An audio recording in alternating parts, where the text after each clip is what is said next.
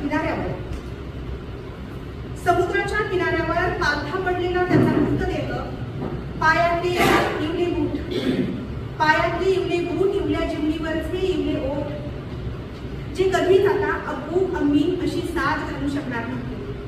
नाकारलेल्या निष्कासित निर्वासितांच्या लोंढ्यातील 3 वर्षांचा एक जीव समुद्रात कोसळतो.